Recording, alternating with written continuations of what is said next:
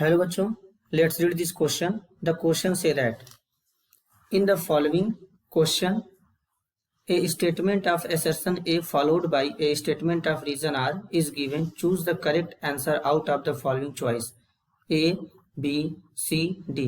Assertion A: SF6 cannot be hydrolyzed but SF4 can be.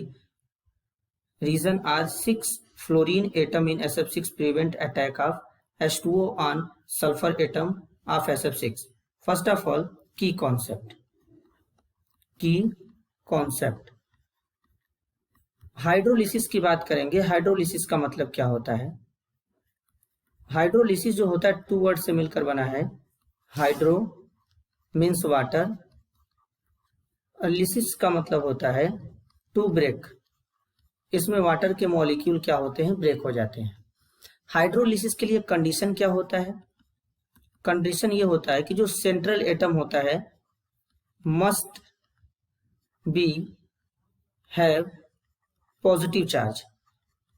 उसके ऊपर क्या होना चाहिए? पॉजिटिव चार्ज होना चाहिए। वैकेंट ऑर्बिटल होना चाहिए। वैकेंट ऑर्बिटल प्रेजेंट होना चाहिए सेंट्रल एटम के ऊपर। वैकेंट ऑर्बिटल प्रेजेंट होना चाहिए। और क्या होना चाहिए? लो स्टेरिक हिंडरेंस। लो स्टेरिक हिंडरेंस। स्टेरिक हिंडरेंस यानी क्राउडिंग क्या होना चाहिए? कम होना चाहिए। ये कंडीशन होता है हाइड्रोलिसिस का। ये की कॉन्सेप्ट हो गया। अब बात करेंगे SF4। तो SF4 में क्या होते हैं? सल्फर के साथ में 4 फ्लोरीन के एटम ऐसे अटैच्ड होते हैं। जब सल्फर के साथ में 4 फ्लोरीन के एटम अटैच्ड होते हैं तो इस पे क्या करता है? वाटर का मॉलिक्यूल इजिली इस पे अटैक कर सकता है। इजिली इस सल्फर के ऊपर अटैक कर सकता है क्योंकि यहाँ पर स्टेरिक हिंड्रेंस यानी क्राउडिंग कम होगा। तो जो प्रोडक्ट बनता है वो बन जाता है SOF2 plus 2HF, hydrogen fluoride बन जाता है।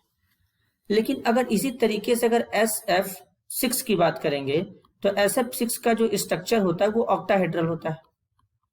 ऑक्टाहेड्रल स्ट्रक्चर होता है कुछ इस तरीके के। जो सल्फर होते हैं और वो फ्लोरीन जो होते हैं वो सल्फर को कवर किए रहते हैं। अब ये ऑक्टाहेड्रल स्ट्रक्चर है, ऑक्टाहेड्रल। अब यहाँ पे स्टेरिक क्राउडिंग इतना ज्यादा होता है कि वाटर का मॉलिक्यूल सल्फर पे अटैक नहीं कर पाता। जब अटैक नहीं कर पाएगा तो हाइड्रोलिसिस क्या होगा? हाइड्रोलिसिस नहीं हो पाएगा। हाइड्रोलिसिस नहीं हो पाएगा। लेकिन अगर दो कंडीशन की बात करें कि सल्फर के ऊपर पॉजिटिव चार्ज है तो हाँ जरूर है, क्योंकि फ्लोरीन जुड़ा है तो ऑलमोस्ट पॉजिटिव चार्ज होगा। वैकेंट ऑर्बिटल, सल्फर जो होता है थर्ड पीरियड का एलिमेंट होता है, इनके पास वैकेंट डी ऑर्बिटल प्रेजेंट होता है। वैकेंट डी ऑर्बिटल प्रेजेंट होता है। दो कंडीशन फुलफिल होने के बाद भी तीसरा कंडीशन अगर फुलफिल्ड नहीं होगा तो हाइड्रोलिसिस नहीं होगा। तो असर्शन और रीजन दोनों करेक्ट है। असर्शन ए के लिए भी रीजन करेक्ट है। तो both A and R R correct. R is the correct explanation of A. तो इसका करेक्ट आंसर होगा A. This is your answer. I hope you understood it well. All the best.